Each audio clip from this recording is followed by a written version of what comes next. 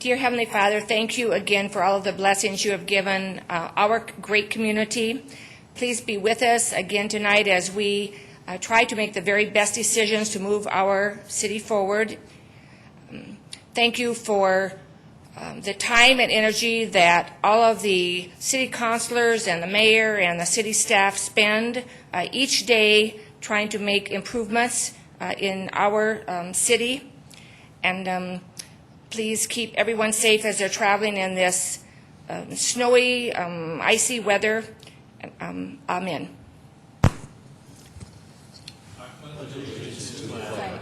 Of the United States of America, and to the republic for which it stands, one nation under God, indivisible, with liberty and justice for all.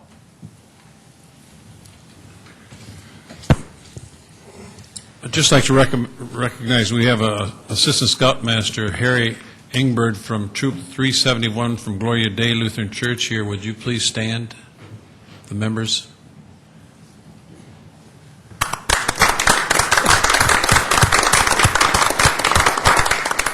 Thank you, Harry. And we also have Joe Masick with Troop 346 from St. Michael Parish. Would you please stand? Pleased to see you here tonight for the council meeting. With that, let's get into it. Is there a motion to approve the consent agenda? I so move. Knutson. Knutson moves. Is there a second? Second, Kavanaugh. Kavanaugh seconded. Further comments? Seeing none, all in favor of the motion to approve the consent agenda, vote yes. Those opposed, vote no. Councilmembers Jamison? Yes. Kavanaugh? Yes. Knutson? Yes. Litz? Yes. Staggers? Yes. Benega? Yes. Costello? Yes. All members present have voted. The consent agenda has been approved 8-0. Is there a motion to approve the regular agenda? So moved. Jameson. Jameson moves. Is there a second? Second, Benninger. Benega seconded. Is there any further motions? Further comments? Seeing none, all in favor of the motion to approve the regular agenda, vote yes. Those opposed, vote no. Councilmembers Jamison? Yes. Kavanaugh? Yes. Knutson? Yes. Litz? Yes. Staggers? Yes. Benega? Yes. Costello? Yes. That motion has been approved. The regular agenda has been approved 8-0. Is this the time we set aside for anyone that wishes to address the council for a period of 5 minutes? We ask you to just come forward, give your name and your address, and if anybody wishes to address the council, please come forward at this time. Seeing no one that is coming forward, we'll move into the regular agenda, item number 12. Item number 12 is a second reading, an ordinance of the City of Sioux Falls, South Dakota, amending the revised ordinances of the City of Sioux Falls by revising boundaries for voting precincts. Good afternoon, or good evening, City Council and Mayor. This item is brought forward as a request from the Lincoln County Auditor. In the south end of town in Lincoln County, we have, a population has grown, and we needed to split a precinct, basically. And so what we're doing with this ordinance is just splitting that precinct to allow for 2 precincts as the population in that area has grown. Thank you. Questions of Deborah on item number 12? Others who wish to address council item number 12? Is there a motion to approve?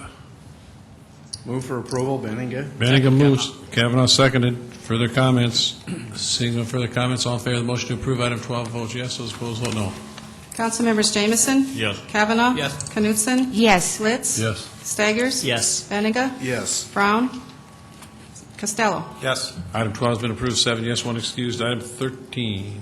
Item 13 is a second reading, an ordinance of the City of Sioux Falls, South Dakota, amending the revised ordinances of the City of Sioux Falls by revising boundaries for voting precincts.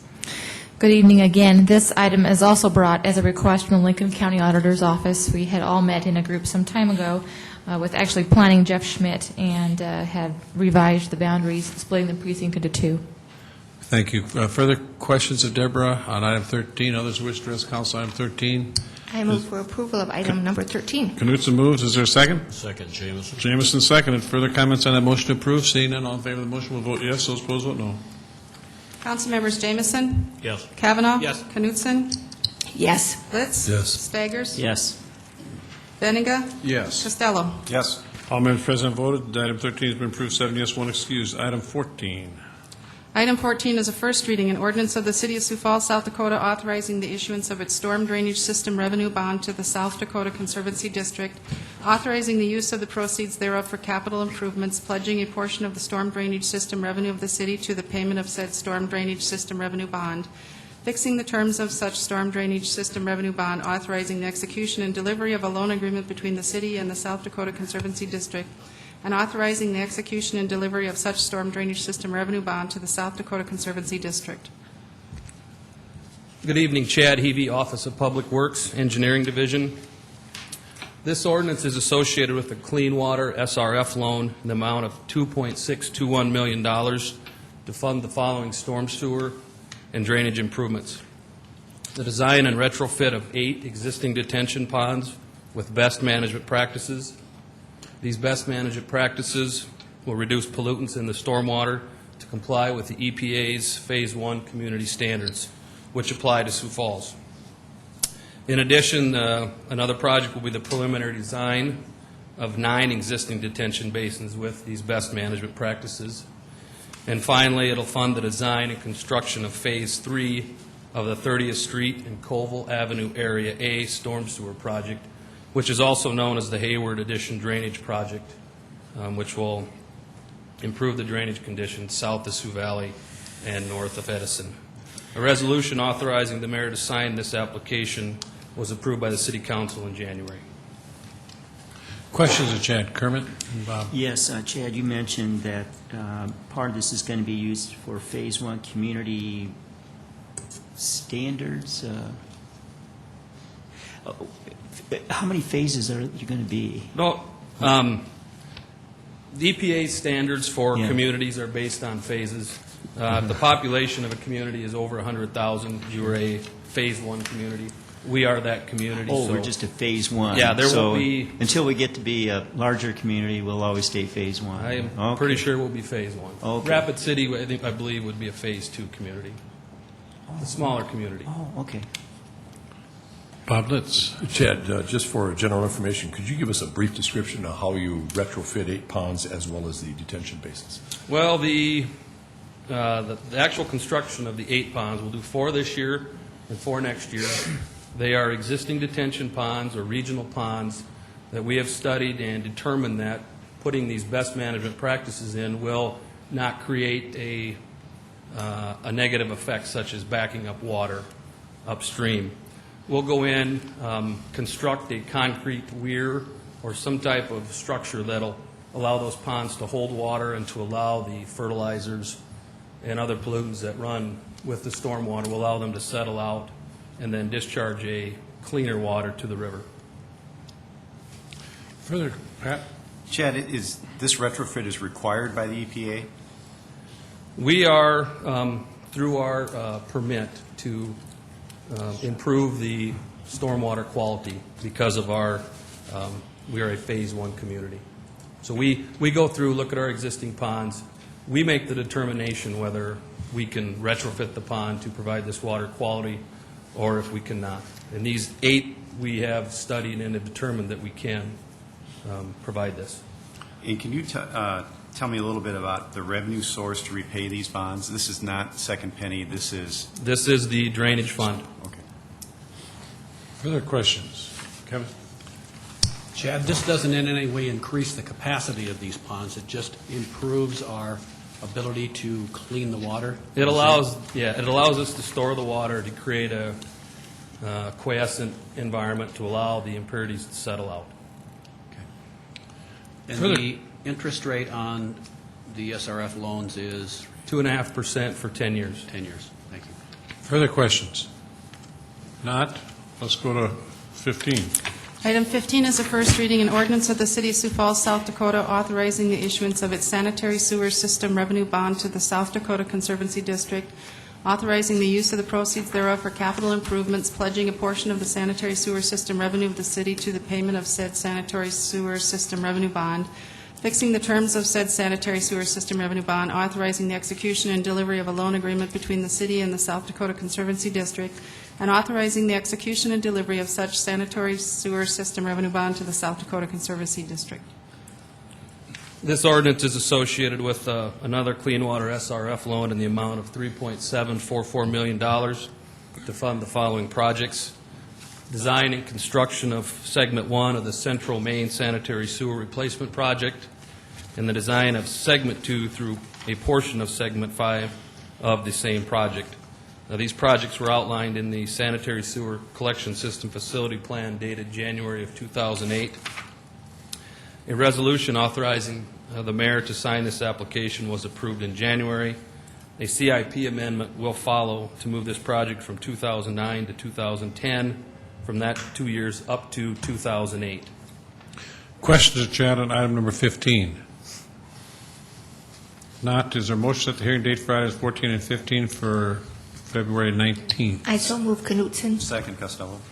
Knutson moved, Costello seconded. Set the hearing date for items 14 and 15 for February 19th. Further discussion? Seeing no further discussion, all in favor of the motion, set the hearing date. Vote yes. Those opposed, vote no. Councilmembers Jamison? Yes. Kavanaugh? Yes. Knutson? Yes. Litz? Yes. Staggers? Yes. Benega? Yes. Costello? Yes.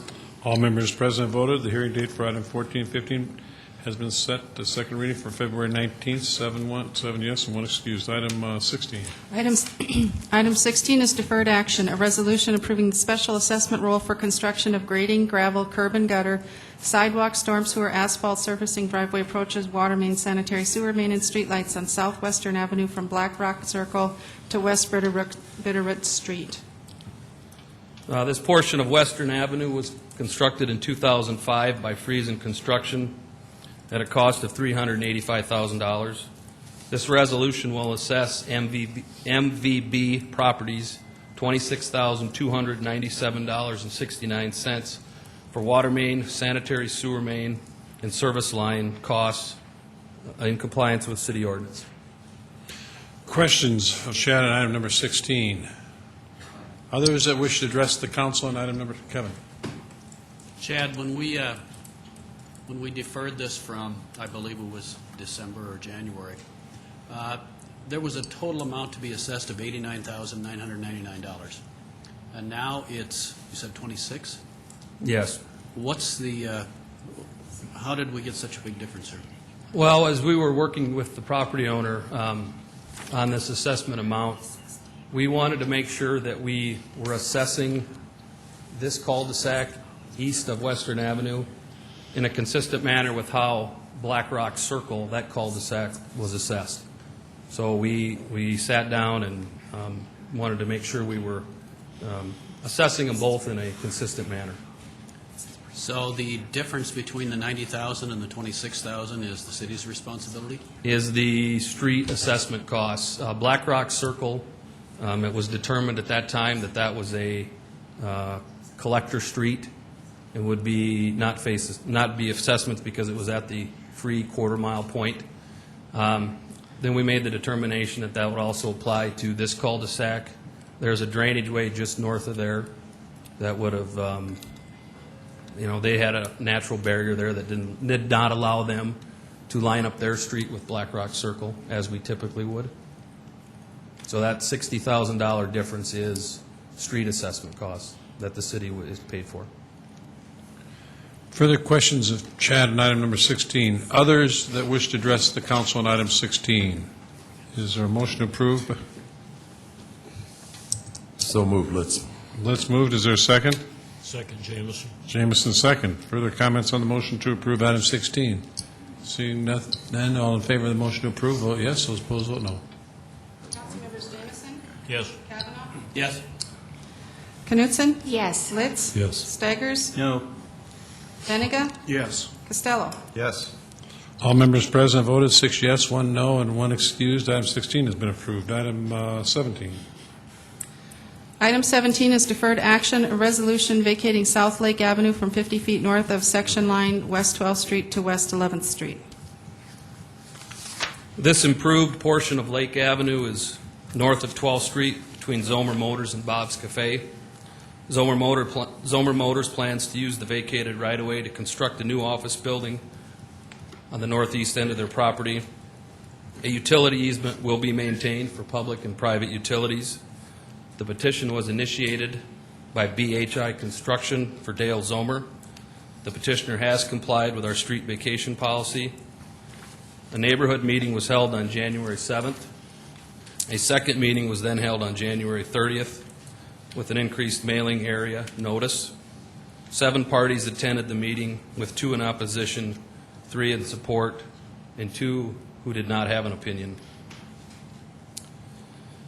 In the past, small sections of these local streets that have abutted arterials have been vacated for redevelopment along 12th Street and along Minnesota Avenue.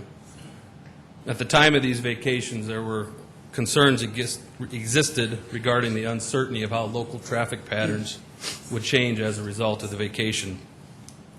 Once the streets have been vacated and local traffic patterns have adjusted, it's staff's experience that these types of vacations have had a positive impact in the redevelopment of the area. Fire rescue, planning, and public works have reviewed the petition and have no opposition to the street vacation. The petitioner is present this evening to answer any questions. Questions of Chad on item number 17? Others that wish to address the council on item number 17? Just give us your name and address, please.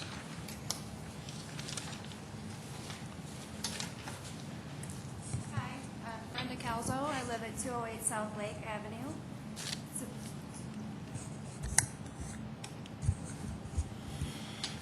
I live about a half a block north of the proposed street closing, and I'm opposed to closing Lake Avenue for several different reasons. Mostly it's about access to our neighborhood from 12th and also vice versa, and the safety issues that arise from the lack of access. I'm concerned with the very real possibility that if Lake is closed, we'll have fewer police patrols and an increase in crime. I have a friend that lives on the other side of 12th Street on Lake where the street was closed. He has seen an increase in crime since his side of Lake has been closed. Windows broken out of vehicles, cars keyed, gas stolen. He has seen a marked decrease in police patrols and also traffic in general. And he thinks this is because it's not a through street anymore, so people, police included, don't drive through like they used to. We have had a problem with crime in our neighborhood in the past, and a reduced police presence and public presence won't be a good thing. Safety is also about fewer accidents. We currently have 200 or 300 people a day using Lake for access to and from 12th Street. I talked with Chad, and he said that with the safety, he checked the accidents in the area, and there have been 2 accidents in the last 5 years.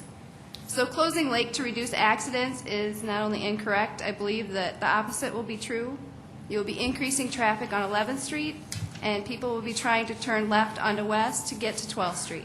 They will do this to avoid the long light at 10th and West, or to avoid taking the long way around by going all the way to Grange. There is also a lot of traffic on West from 12th Street, Get and Go, the school, the baseball diamonds, the arena. Have you ever tried to get onto West Avenue when the arena lets out? You just can't. I feel this will increase accidents.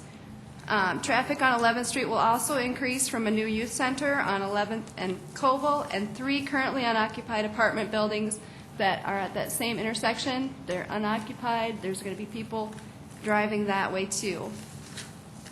As far as Zomer Motors goes, they currently own half a block and are only using a quarter of the block, so they could expand onto what they already own. They also say they have first dibs on buying Bob's Cafe across the street, and will be able to expand there also within the next couple of years. And right now, both businesses have 2 entrances, Lake and 12th Street. Again, only 2 accidents in 5 years. So we feel that we use that street for access. The police use it. If they have to jog around and they're on their way somewhere, I don't think the police will be coming through our neighborhood as often. There's also a lighting issue. Right now, Zomer Motors has a bright light on their garage, and it's facing the neighbors. What's going to happen when you put up the big lights? You know, I know there's city ordinance against it and everything, but there's also a Get and Go on 12th and West that's so bright it's like daylight. You can see it from our house 2 blocks away. So we live in this neighborhood, and our lives will be the most affected if you close off Lake. Increased noise from the proposed shop that Zomer is going to be putting in the basement of his office there, increased lighting, safety concerns from having less police activity, and increased accidents. So please consider these issues before you vote on this proposal. Thank you. Questions? Not, thank you very much. Others that wish to address the council on item number 17, name and address, please. Good evening. Pam Sable, 300 Southwest Avenue. We also want to bring up the point with the railroad tracks that are both on, if you close off Lake, it will increase the traffic going on both railroad tracks on Lake and also on 11th Street. Neither one of those railroad tracks have lights or anything to stop them. It's a big concern, especially in the summer. I think there's trains that go through about 8 times a day, starting about 7 in the morning. In the winter, it's even worse when you have your windows up, your heater on, your radio going. There's been a couple close calls for my family. And I think if you close down Lake, you're going to increase the traffic going with those railroad crossings. I'm also concerned with traffic as well being diverted that will go by my home as well. I'm afraid with the parking on both sides of the street, it's going to cause traffic backup, which it does frequently when the arena lets out. The traffic is a bit different in the winter than it is in the summer because there's a lot more activities. And I talked a lot last time we were up here about all of the issues relative to the traffic. There is very little accidents on that corner, but there's a lot more accidents on 11th and 12th and West. And I think by increasing the traffic flow to those areas, it's just going to increase the number of accidents. And with get and go on that corner, it does cause a lot of issues with people trying to get out the same time somebody's leaving get and go. And I think that's where some of those traffic accidents occur because people are trying to get out of both areas at the same time. That area is supposed to be a home, and it's supposed to be accessible to the people that we want living there. And I think by closing that off, it's just going to detour the traffic in front of our homes, and then actually up to where that tattoo place is on Lake and 10th Street, I think, and that's a blind intersection. And at our last neighborhood meeting, the woman that lives right there on that corner indicated that there are several accidents there. So if you divert the traffic to go up to 10th Street on Lake, you are going to see an increase in traffic. That is a seriously bad blind intersection, and if there is a large vehicle parked on either side, you cannot see whatsoever. And I would be interested to know what the accident rate is on that corner. So my proposal is not to vacate Lake Avenue. Thank you. Questions? Thank you. Others that wish to address the council on item number 17, name and address, please. Good evening, Mayor and City Council members. My name is Bevan Ricker. I live at 1302 West 9th Street. And I would like to address the council with a little bit of a different perspective. Currently, I'm a renter. I think that you've heard from some homeowners. And I would like to let you know why I decided not to be a new homeowner in that neighborhood. I moved here over 2 years ago from Portland, Oregon, brought my family here, got a family of 4, a lead HR generalist for one of the community companies in town. And through doing some research in the community and looking at new homes to buy, I moved into a historic home, loving it, from the Portland, Oregon area. It's very historic out that way. The home that I moved into out there would have sold for over $250,000 and rented for well over what I'm paying for it here. Moved into that area because of the community, because of the diversity in the school system. And what I've noticed over the course of the last 2 years is about a block away, half away from my home, there was a beautiful historic school there that could have been rejuvenated, turned into maybe a green community center. That has since turned into an empty lot, where not so much as a soccer goal post has been put up to replace it. And when I go up there, now to walk my dog rather than to walk by and look at the architecture that was there in the past, instead I see strange people that walk by. What's also happened in the course of the last 2 years is that the loop, as they so call it around here, has been another dead end was put into place. And if you were to go east slightly, right over the loop, you'll see that there was a demolished home and a dead end established at the side of 11th Street, I believe, maybe 11th or 10th. But the reason why I take Lake Avenue is because it's the only area that I can actually make a left onto 12th Avenue from without having to drive all the way up to Grange in order to make that left. So I'd also like for you to consider the impact that closing down this street would have to those people who are moving into the Sioux Falls community. We talk a lot about growth. Like I said, I am active in the community, and it's something that I hope to continue to do.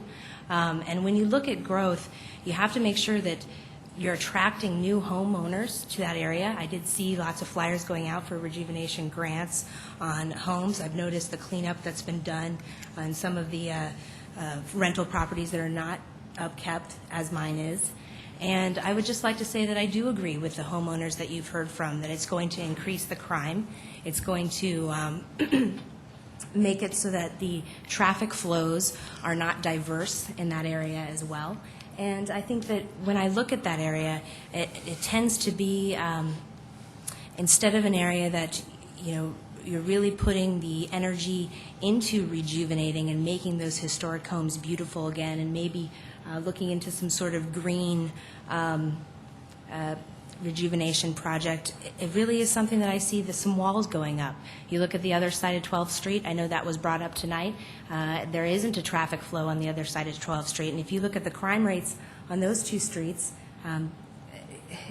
it's ridiculous. And so, frankly, I've placed an offer 3 weeks ago on a home in one of the other communities, in a home that's does not have the same character, does not have the same neighborhood bond as the neighbors that I think that you've seen come out here tonight. I think the reason why you didn't get the turnout in previous meetings on this issue is because you do have a lot of renters in that area, and you're not marketing to expanding caring homeowners and attracting those to that this area of town. And so, frankly, this is only going to worsen that. And I also know that if you did have the homeowners in that area, if they realized that all they needed to do was get together with their neighbor and the buddy next door, and they could close down their street and expand their gardens and ask for no traffic to come through beside their house, then you probably have a lot of other people that were petitioning to close this street out, such as these business owners have.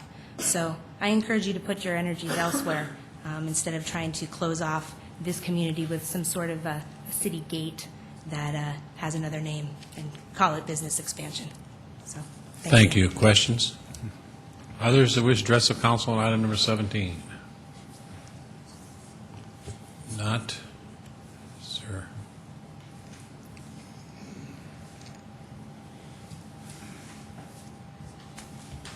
Good evening. Kevin Husterlet, BHI Construction, Harrisburg, South Dakota.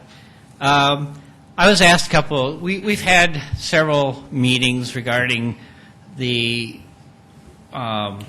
entire process of this expansion. Part of that was we began with purchasing the lot to the north of Zomer Motors, and that was through Red Gertis, and Red was fairly cautious about the fact that he was going to sell this property, and he wanted to retain rights, and he wanted to make sure that the whole system went through in a managed way.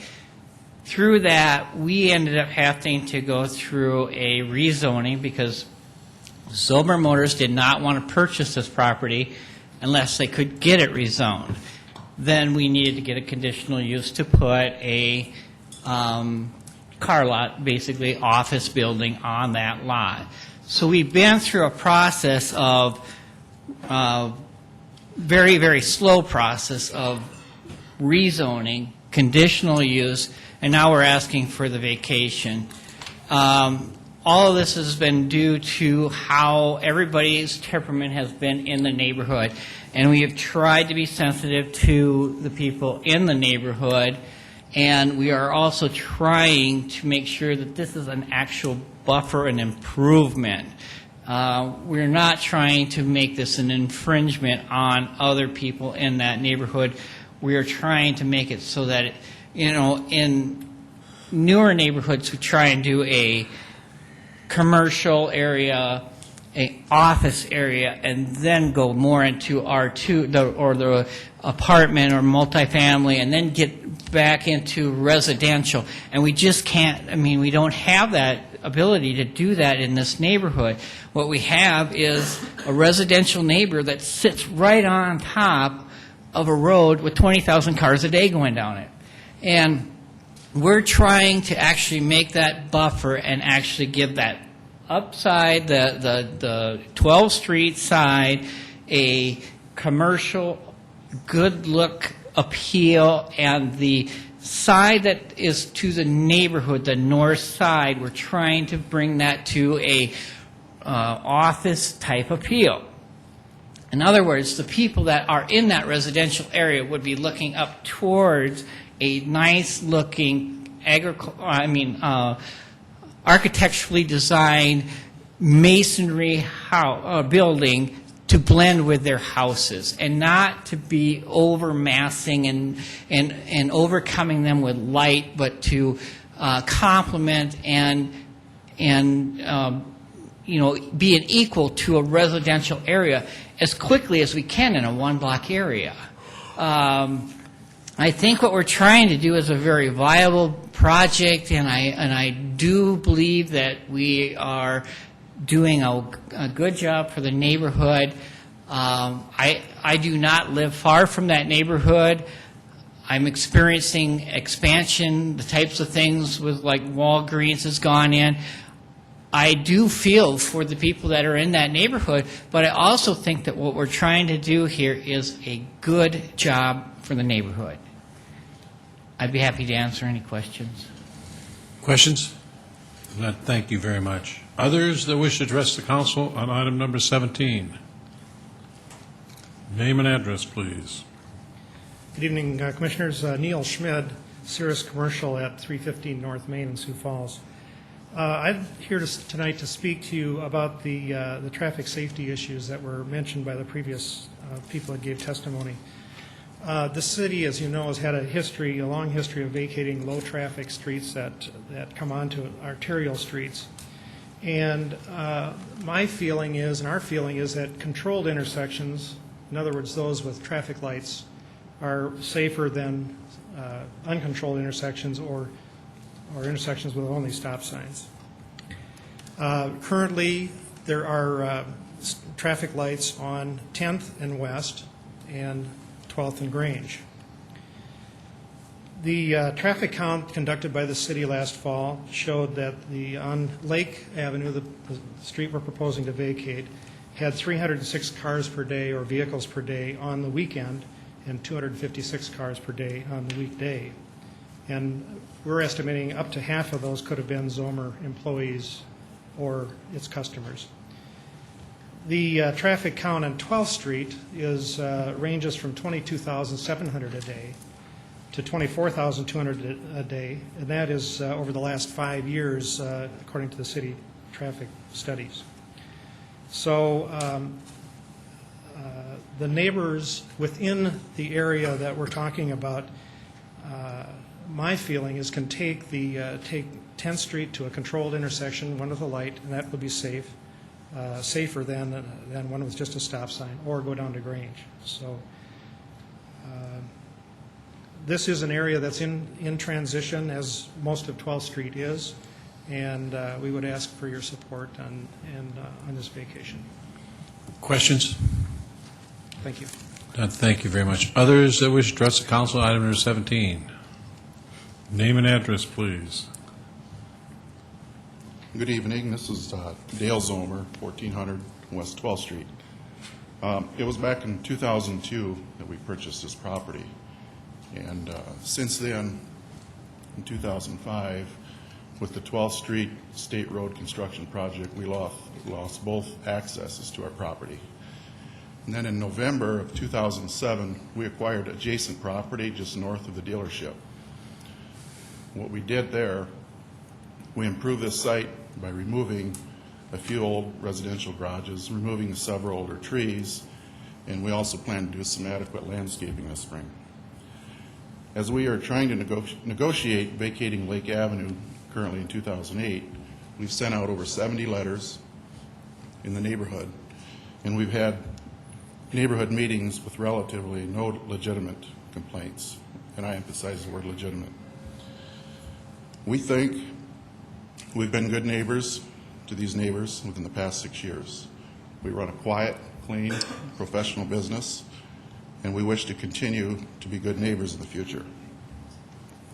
And throughout the city, there have been many other street vacates similar to ours, and some have been controversial, but they've all completed and worked out considerably well. Our plan is to construct a new office building on the back side of this property to remove the existing building on 12th Street, which is sitting close to 12th Street, and it was also built in the year 1940. This is just a small part of our continuing the improvements to being made on 12th Street. I would appreciate your vote tonight in supporting this resolution. Thank you. Questions? Kevin? Dale? Dale, part of your plan, obviously it's confined to the existing lots. How critical is Lake Avenue to your construction project, the vacation of that? It plays an important role, a very important role. In what way? Access and also parking. Access off 12th Street and also parking and expanding of the parking lot display area.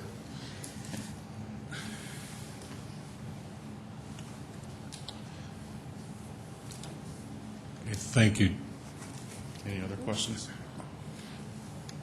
Okay, others that wish to address the council on item 17. Would you have just Bob Jameson? Dale,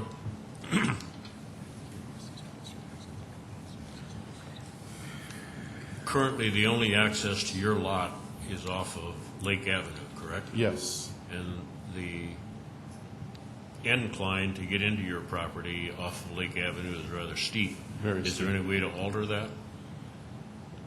Not that I can see without vacating Lake Street. Okay. That's what part of the deal was when they did the 12th Street construction. We surrendered our access off 12th Street, so. Thank you. Thank you. Others who wish to address the council on item number 17. Something new to add?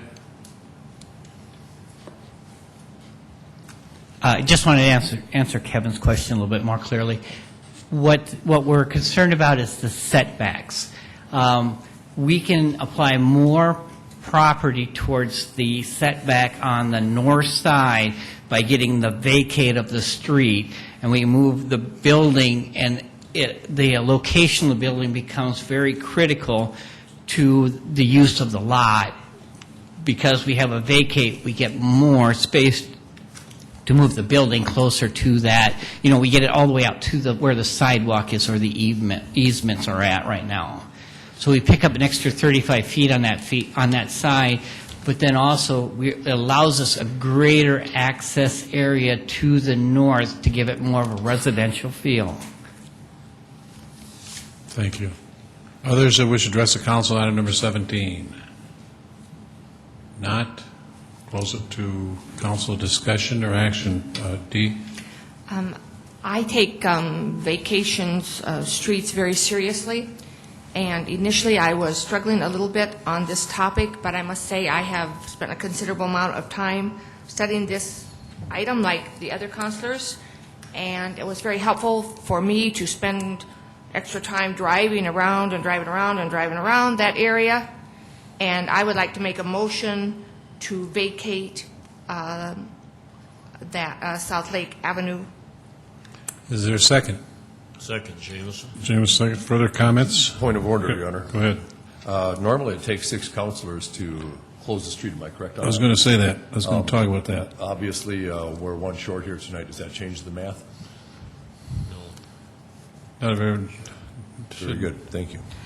And Mayor, when I said, vacate Lake Avenue, I mean, I don't mean all of Lake Avenue. I mean No. the area that We we're know. talking about this evening, so I maybe Well, should well have done, been more 11. precise with my comments. No, we got it down here. Okay. We've got a motion made, second to vacate Lake. Go ahead, Carmen. Yeah, I guess that, first of all, I'm sorry that Dale Zomer had to give up access on 12th Street when they were reconstructing. This is a concern that I have, is that the city and the state, they want to start limiting more and more access to main arterial streets. That's the wrong direction to go. We want to have more mobility for the citizens of Sioux Falls, not less mobility.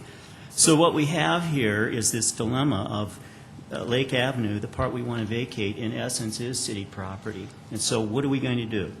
Do we want to give up this, in essence, city property to enable a business to expand, in a very, very good business, I might add? Or do we have this other issue of mobility for the neighborhood residents? Now, I think in this particular case that this is a very unique vacation. We vacated a lot of other states that I don't believe have really affected mobility that much. But in taking a look at this neighborhood, I think that if we vacate Lake Avenue, we are going to cause a lot of mobility problems for the people in the neighborhood. And that's something, once again, I don't think we should be doing in the city, is limiting mobility. We want to make sure we actually expand mobility. So in this particular case, I guess I would urge my council members to strongly consider that if we do vacate Lake Avenue, this is definitely going to affect the mobility of those residents in the area. Further comments? Got a motion made second to vacate. Further comments? Bob Jameson. Well, the city has, in contrast to what Mr. Stagger says, the city has had a program of trying to reduce the entrances onto major streets in the city of Sioux Falls. And there's a reason for that, because of safety issues. I grew up in this neighborhood, spent most of my young life there. And of all the years that I lived there, I never used Lake Avenue to get to 12th Street, and I lived on 7th Street. And the person that lived on 9th Street, close to Lincoln, the old Lincoln High School, old Lincoln Grade School, probably has never used or will not use Lake to get to her house either. The traffic going from 12th Street north is really limited. You've got a major street of 10th Street. You've got 11th Street, which is only about 4 blocks long, to get to either West or to Grange Avenue. The railroad tracks have been an impediment for traffic on that street for a long time. Anyone who travels that area would not normally cross railroad tracks to get to or from their home if they don't have to, just because it's hard on cars. But I do not think the vacation of Lake Avenue will affect the traffic in the neighborhood. If anything, it will reduce it, because the people who would exit on 12th Street and go north will be driving by homes that they normally wouldn't drive by if they can't exit on Lake Avenue. I would encourage your support in vacating Lake Avenue, in the fact that I'm not concerned so much about Dale Zomer and getting more land, but I think it's a logical approach to reducing some traffic within that neighborhood and not increasing it. Further comments? No, we've got a motion been made and seconded to vacate, and it does take 6 votes on this vacation of Lake Ave. Further comments? Well, okay. Okay, seeing none, we have the most for us. All in favor of vacation will vote yes. Those opposed vote no. Councilmember Jameson? Yes. Kavanaugh? Yes. Knutson? Yes. Litz? No. Staggers? No. Benninga? Yes. Costello? Yes. That motion failed. There's 5 yes, 2 no, and 1 excuse, so that has been defeated. Move to 18. Item 18 is a resolution declaring the necessity to construct sidewalk on North Westport Avenue and assessing the cost to each lot or tract of land benefiting thereby.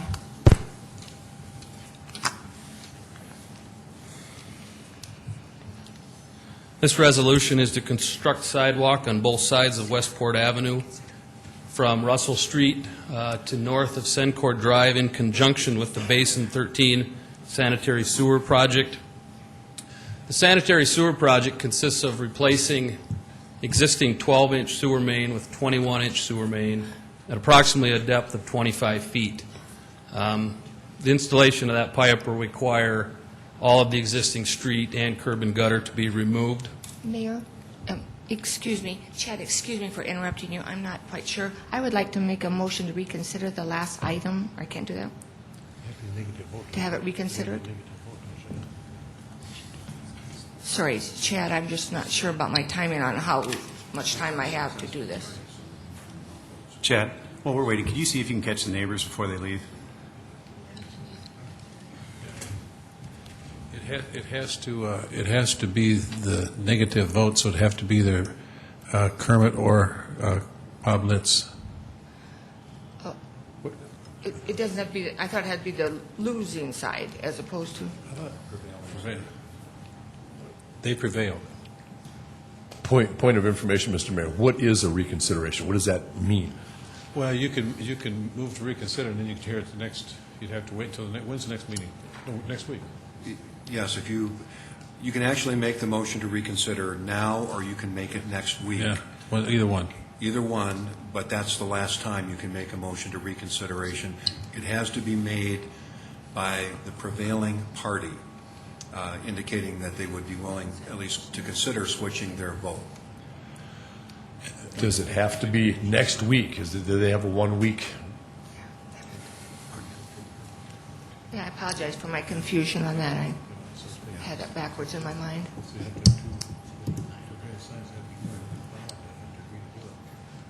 Yes. Okay. And then does it 6 votes to reconsider? Majority vote to reconsider, 6 to hear it that night. So anyway, it would take two people, take yourself and then Council Member Staggers to reconsider it. Then you have to have a majority to reconsider, and then to counter you need 6, wouldn't you? Do you need 6 to counter, or just as majority would bring it on the calendar, right? Okay. And majority would bring it back on the calendar. Point of order, Mr. Chair. Yes.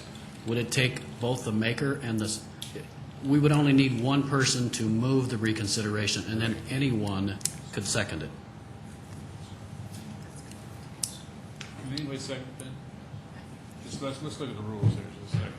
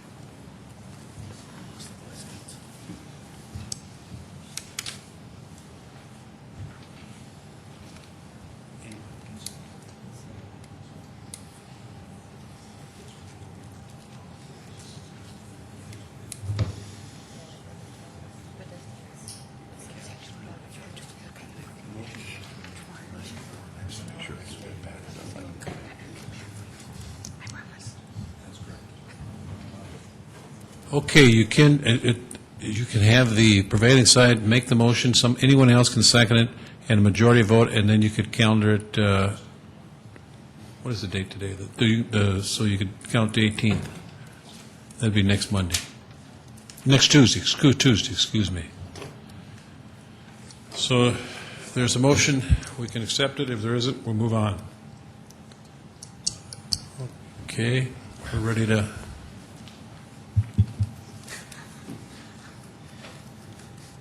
We're ready to move on here.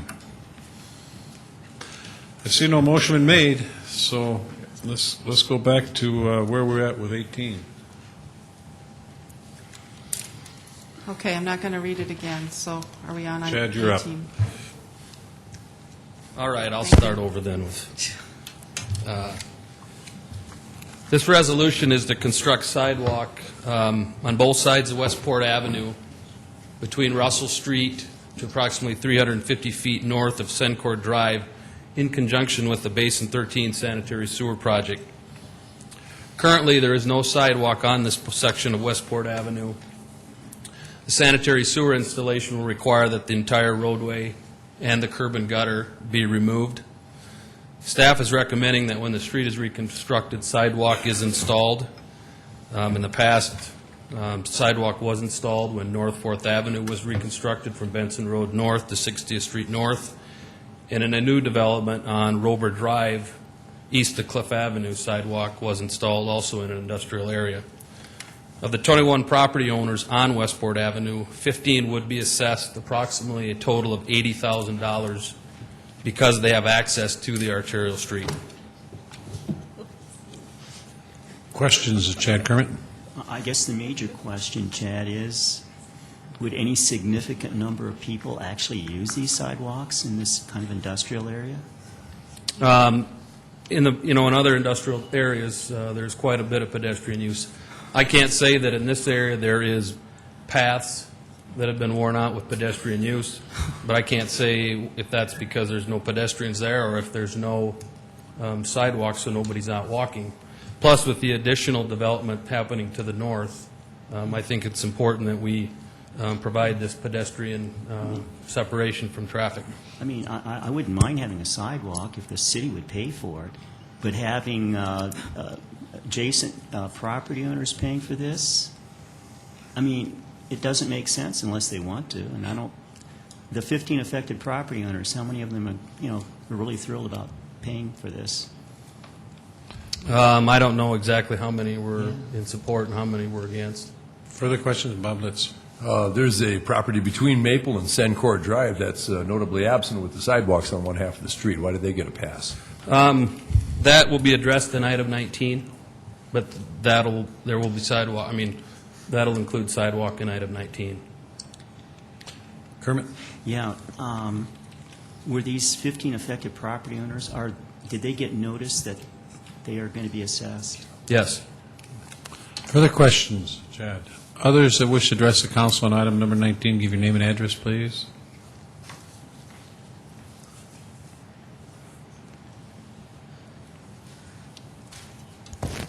Hi, Rochelle Scott from Scott's RV Travel, I am a property owner along this street on Westport. It is actually the back of our property. We do face out onto Russell. However, we do have access to Westport, so we will be assessed. And that is a considerable amount of money, as we have over 400 feet along there. But that is not my objection. I do object to this. There are no cow paths, as you know. There are no pedestrians there. I think it would be a great waste of money. I also, in trying to learn more today, we were given notice. We received our notice last week, so we haven't had a ton of time, but that was more to our mail issue than the city letting us know. But there is just no one who does traffic along there on pedestrians. That is light industrial. Light industrial is meant to be mostly industrial, or if there is business, it's usually business to business. It is not commercial traffic with the public coming. If the public is coming at all, it's very minimal. Or, for instance, to our lot, it is by vehicular traffic. They come with their motorhomes, they come with their travel trailers. They do not come on foot. The other property owners along there are either business to business. You have Hot Stuff Pizzas, that's large trucks. You have UPS running along there. There are large trucks. The more I learned today, the more I was actually surprised that they would even try to, build it, they will come. You don't want traffic coming along, the pedestrian traffic along there. What are they coming to do? They're coming to what? Walk towards Russell, and that intersection that is just a scary mess. It's worse than it was before, with lots of traffic, people trying to figure out if they're going to get into that lane to go north on 29, or where does that little path lead, that little road lead. You got traffic that stops there and tries to get over. It's a very busy intersection. You don't want pedestrians there. Do you have a plan for how you're going to handle pedestrians if they do come there? But I don't know where those pedestrians would come from. The businesses along there have very low employee counts. There is no reason for the public to be there on foot. There is no school that's either between or on the other side of. There is no residential that's on one side with a school on another side. There are no bus stops. Most of, again, the businesses that are there are business to business. Other businesses, large trucks coming along there. There's a lot of traffic. This is going to be a sidewalk up to the curb. So again, you are encouraging, if you're encouraging foot traffic right next to a very busy street, many, many large trucks. They've talked about the development that will go farther up on Westport, and as you can see, there's a steel business, quite a bit farther up. Certainly the Ramkota is there, but they are, again, facing out the other way. I don't see that many of their staff or guests would be wanting to take a stroll along Westport. If you will recollect, the bike paths are just down at the end of Maple. If they want to talk about recreation and exercise for either employees or that sort of thing from Hot Stuffs and the Ramkota, which would be, I think, the largest population served by traffic on feet and wanting recreation, then build sidewalks on Maple heading them to the bike path that's right there, right by that bridge that goes across the river there. The bike path runs parallel with Westport, 1 block off along the river there. So I think that really you would be doing a great disservice to those of us who are landowners there who will have to scoop the snow, keep liability for slip, trip, and falls on 400, for our business on 400 feet of sidewalk for what kind of foot traffic? There is nothing back there. And the other point is you should not be encouraging foot traffic. You should be ashamed to encourage foot traffic on such a very unsafe road. It is light industrial. Many big trucks, UPS trucks, daily. Hot Stuff food trucks.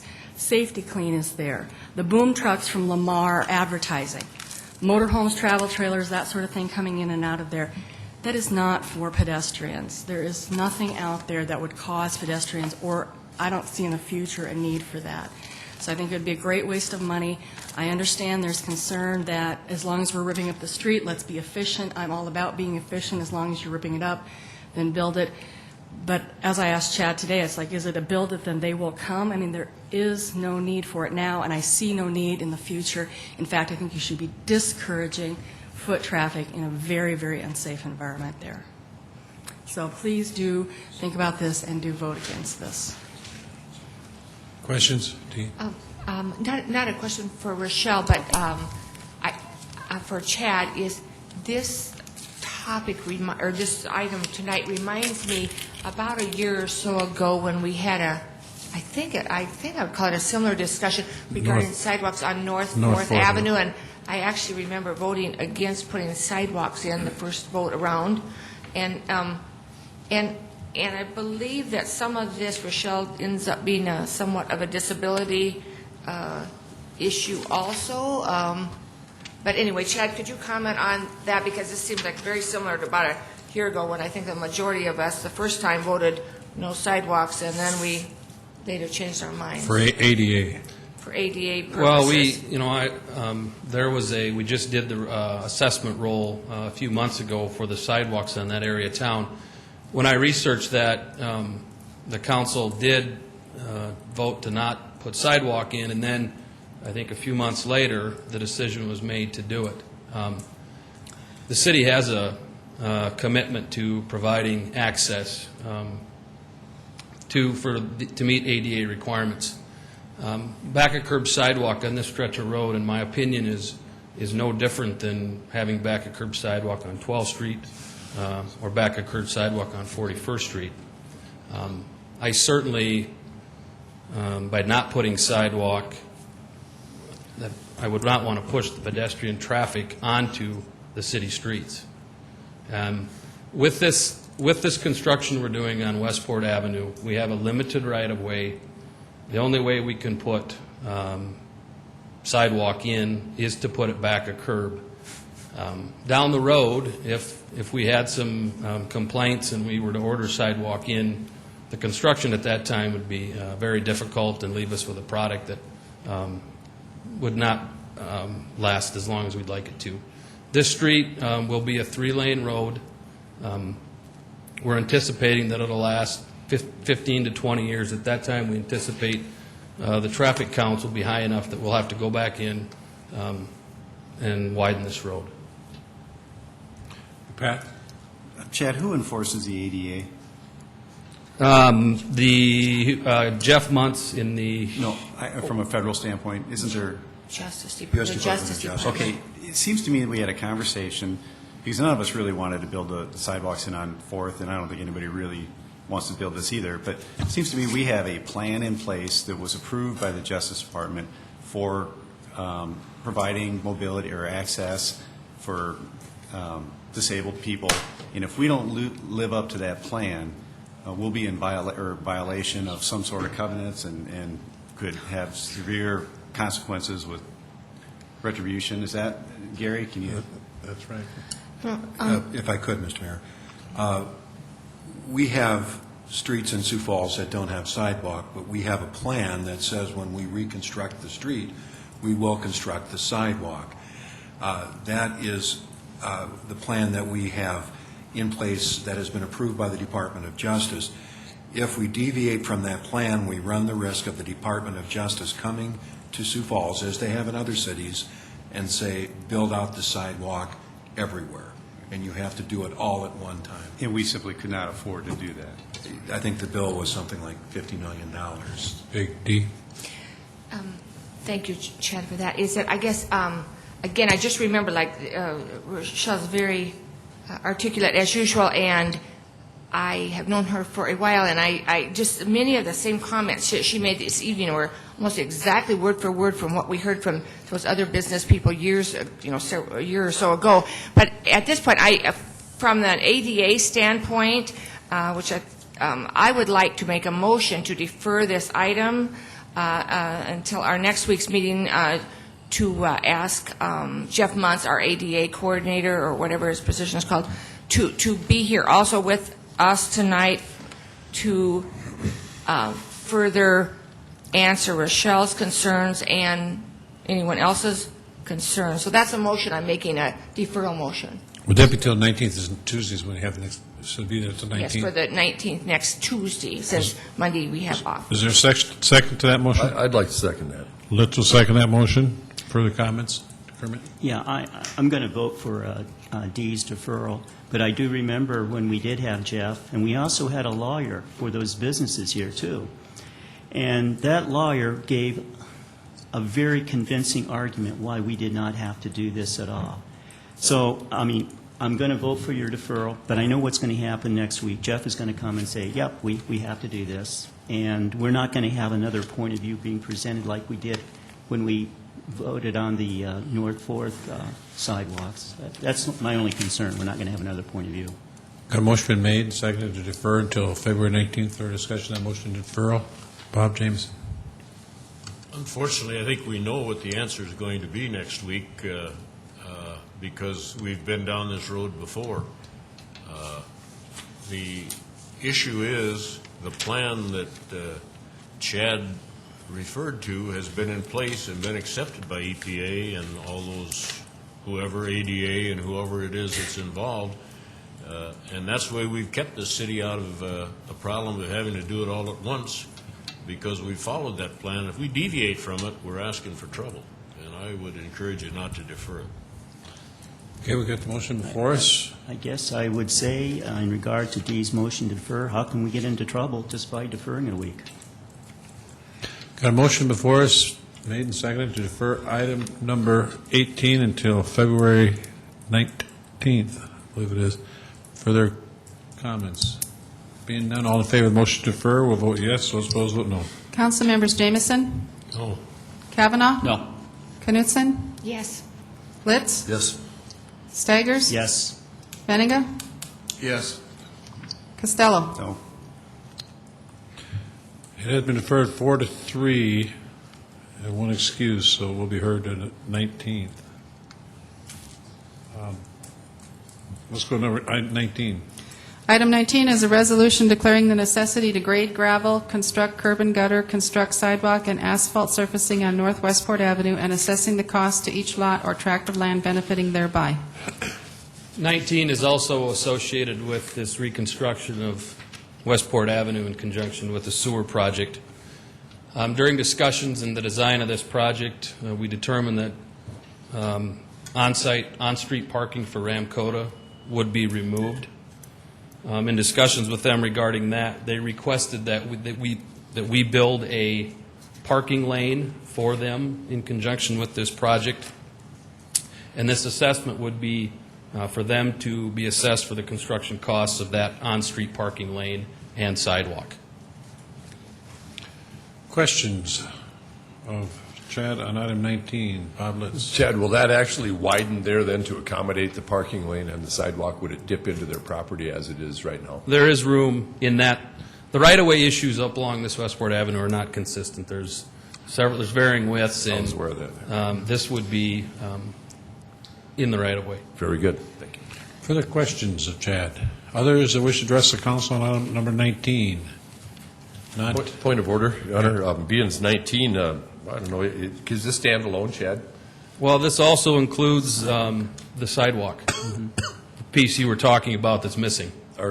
Since we deferred the last one, is this one tied to that at the hip? Yeah.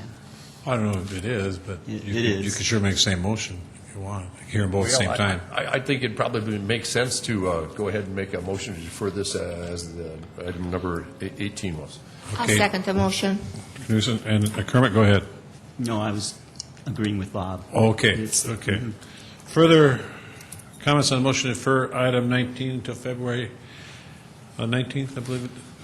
Not all in favor of that motion to defer, vote yes. Those opposed, vote no. Councilmember Jamison? Yes.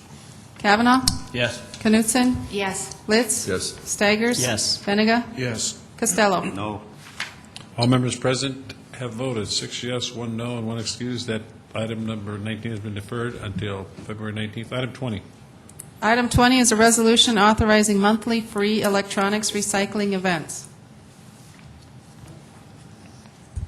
Good evening, Tracy Maskiewicz, Recycling Coordinator for the City of Sioux Falls. Before the Council this evening is the new resolution for the free electronics recycling events. A recommendation has been made by the Solid Waste Planning Board to request increased frequency of the event once a month, held the second Saturday of the month, commencing April 12, 2008. We are also requesting hours of operation be decreased from a 9-hour collection event to a 4-hour collection event. This resolution encourages proper disposal of banned electronic items, allowing a convenient rate of recurrence and duration, resulting in shorter wait time and reduced traffic congestion. A waste characterization study conducted in June of 2006 at the Sioux Falls Regional Sanitary Landfill documented that less than 0.75% of the waste stream was electronics waste. We feel this demonstrates the effectiveness of the city's free drop-off program. We believe city staffing for these events will decrease due to less traffic congestion and better manageability of operations for the contractor staff with the increased frequency of events. The city's first contract started in April of 2004 at a price structure of 40 cents per pound. The contractor has since passed on cost savings to the city, which resulted in the current rate of 25 cents per pound. CPUs, cell phones, handheld electronic devices, and Sony products are free. Other cities have since followed Sioux Falls' lead and are now looking at similar programs to get electronic waste out of their solid waste stream. Besides myself, Dave McElroy, Landfill Superintendent, Kevin Smith, Public Works Assistant Director, and Jake Anderson, President of Millennium Recycling, are on hand to answer any questions that Council may have regarding this resolution or the electronics recycling program. Questions? Kermit? I wish this was truly free, but of course it's not free. How much is it going to cost the city? Estimate. The last event has cost us around $71,000. The November event of 2007 for the recycling of the electronics. And there's about another $6,000 spent on city staff. So 77,000. Yes. I'm trying to remember, right now, we're doing it twice a year? That's correct. So for twice a year, we're spending about 154,000. Yes. Approximately. Now, okay, that's 2 times. Now we're going to do it 12 times a year. Of course, we're going to reduce the hours each time. So yes. What kind of estimate do we have? I think it's going to be an increase cost to the city. We're hoping to see this consistent event spread out through the year with a consistency of traffic as well. Sure. Instead of seeing 2,300 vehicles coming into a one-day event, we're hoping to see that spanned out throughout the year. So an estimated cost for 12 times a year. We're still estimating, a slight increase, but around the same amount of money, of about $175,000 a year. Oh, okay, 175,000. Yes. So about 20,000 more. Okay. D. I guess I assume, however, that there are also savings on the other end too, though, because if all of these electronics are not dumped into our landfill, that there will be considerable savings in that way too. So, I believe there's a savings involved here. I really am very supportive of this program. I do have one question. I was wondering, since we do have a 5-county operation, as everyone knows, will the other counties be participating in the cost of this overall project? Their inclusion in the cost of these projects is with their landfill user fees. Since the landfill pays for these events, the 5-county region is contributing to the free events and the cost of that. And then, Go ahead, Dee. And then just one other thing, sorry, that I'd like to say on that is I just remember last year, right after we had our citywide free electronics day, it was the very next Saturday that the Whittier neighborhood had its very successful, extensive cleanup, and Millennium Recycling provided a large truck, I should say, for us exactly 1 week after the free electronics recycling was done. And again, because it was so convenient, it was right in the neighborhood, the Whittier neighborhood completely filled up that truck. And it was just a reminder to me that if we make more electronic recycling accessible and free, that we will save many, many tons of electronics from being dumped in our landfill. Bob Litz.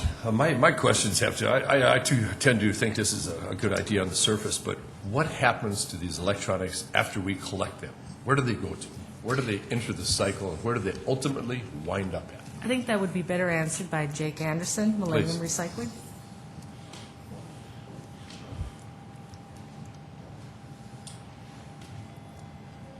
Jake Anderson, Millennium Recycling.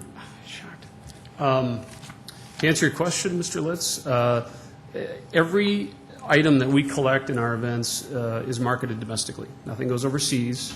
Everything is either demanufactured and completely recycled, or actually parted and resold as parts, or scrapped out and gone into the metal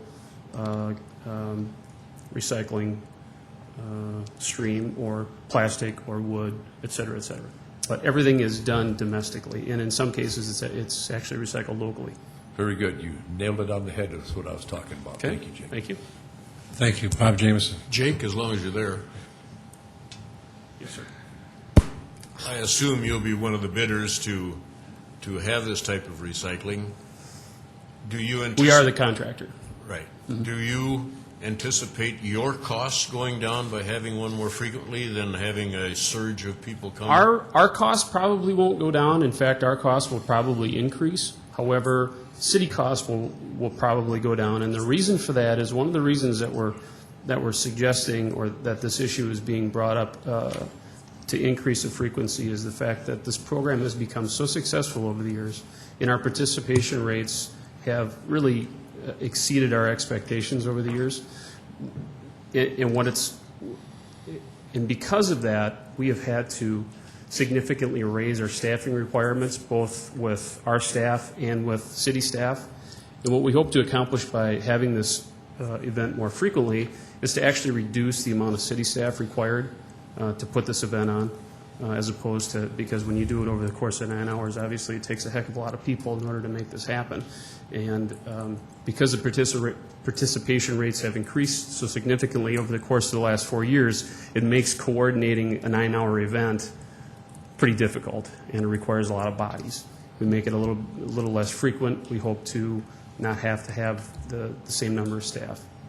Well, I know that some of the comments I've heard is that, golly, I hate to have that thing sitting around my garage for 6 months to wait Right. for free recycling. You know, it's very similar to the track that we had with the household hazardous waste facility back years ago, if you recall, before the facility was in place. We had, I believe it was one collection event a year, and the participation was significant, and the wait time was also very significant. And very similar path with this. It's grown to the point now where, I mean, from a contractor standpoint, I mean, our goal is to make this as convenient and as accessible and as to residents as possible, and to make sure that they have a very positive experience when they participate in this program. Otherwise, people are just going to turn around and go home, and who knows where the stuff ends up at the end of the day. So that's what we're hoping. By having it a little bit more frequent, we'll actually be able to continue to provide the service level that we have in the past. Thank you. Kermit? Yeah, Jake, the contract you have with the city, how long is your contract? Presently, it's year to year with extensions. Is that correct? 1 year contract with 4 1-year extensions, I believe. And as Tracy indicated, I mean, as this sector of the business has matured, the pricing level has certainly continued to soften, and I would anticipate that to continue to happen as this part of the recycling industry continues to grow. And by the way, it grows exponentially. And we certainly have been a leader in this regard over the course of the last several years. And we are, in the last 4 years, we've seen a lot of other cities in this area undertake events similar to ours. Counties in the state of Minnesota, the city of Brookings, Watertown contemplates one, as does Aberdeen. It's been a very successful program. It certainly has exceeded our expectations. Further questions? Not others? Thank you. Good evening, Kevin Smith with the Office of Public Works. I'll try and keep my comments brief. I would just like to take a moment to recognize Dave McElroy, who is our new landfill manager. Dave's been on the job about a month now, and he recently appeared on Inside Town Hall. So if you want to learn a little bit more about Dave and his background, be sure to check on that. As we move forward, not just with the electronics recycling resolution, but with other recycling initiatives, you'll be seeing a lot more of Dave and Tracy at council meetings. So please just offer Dave a minute or so to kind of say hi. Hi, Dave McElroy, landfill superintendent. I guess also kind of on this project, I guess maybe a point I would like to point out is that electronics are kind of anywhere from 1% to 4% of the solid waste stream in typical landfills, but they count for up to like 70% of the heavy metals in the landfills.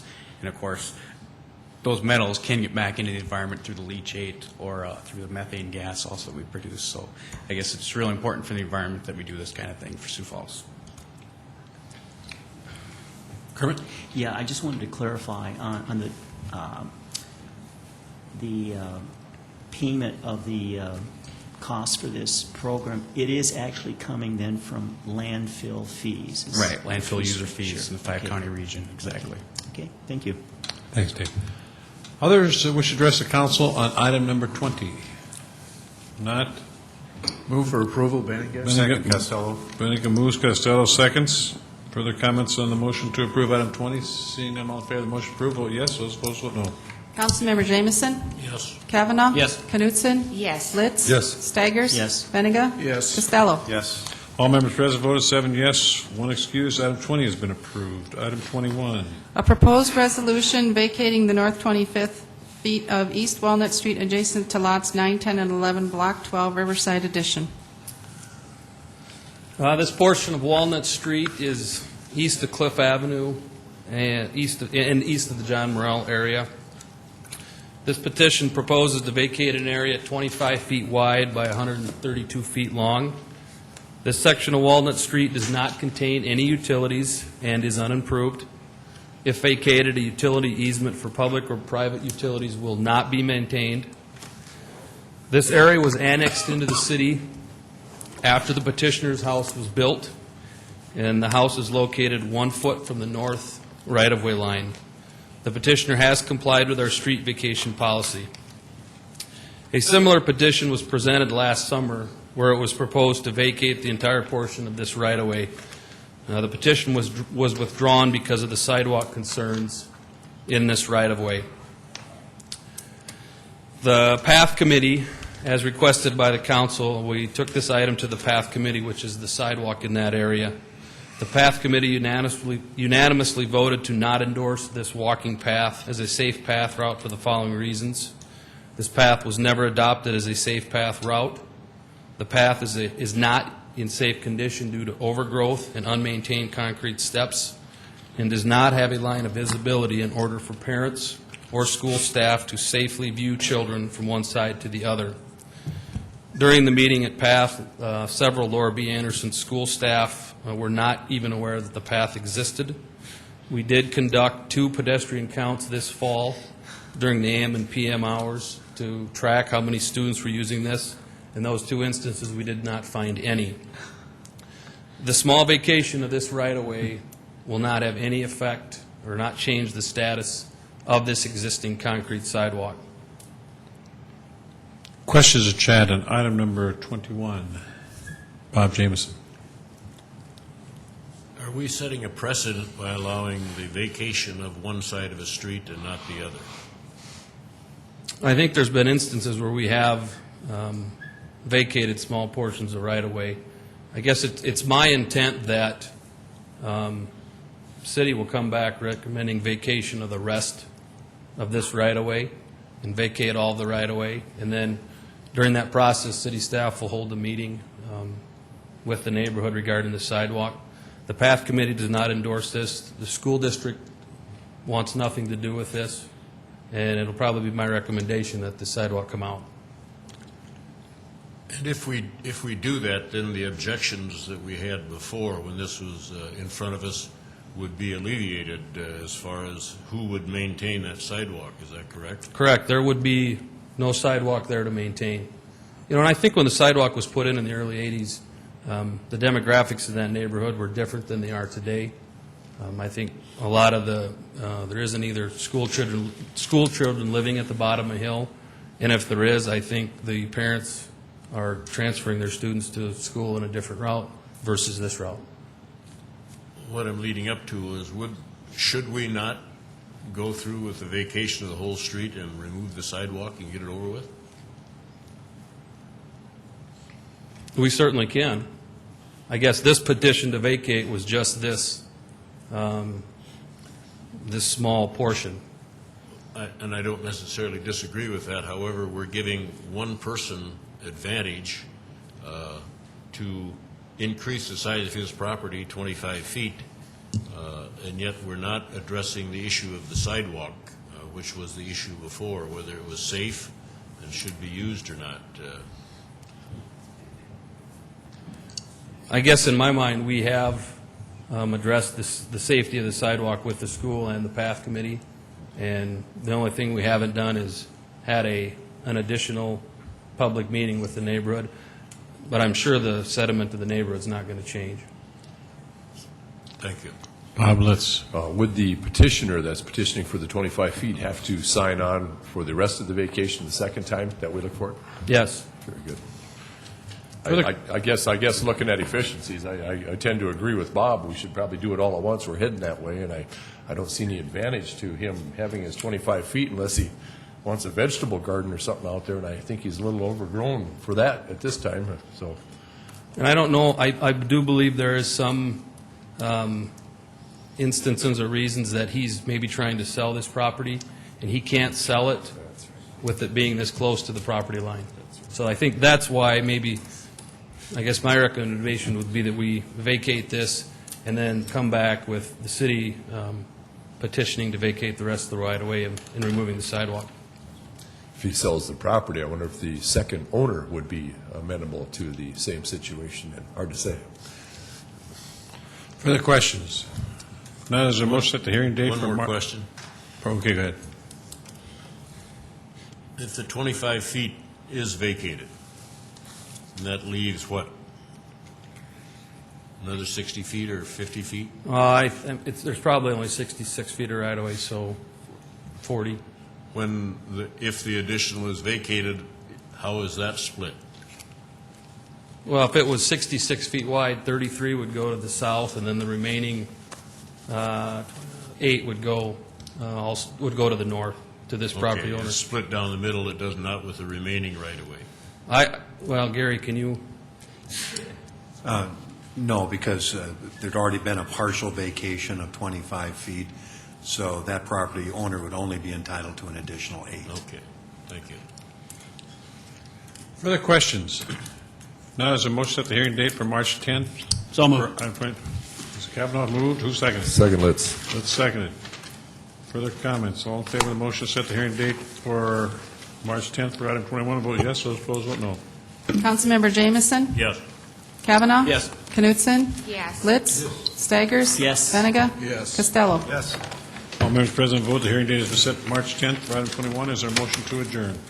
Move to adjourn. Kavanaugh moved. Is there a second? Second, Litz. Let's second. All in favor, vote yes. Those opposed, vote no. Councilmembers Jamison? Yes. Kavanaugh? Yes. Knutson? Yes. Litz? Yes. Staggers? Yes. Benega? Yes. Costello? Yes.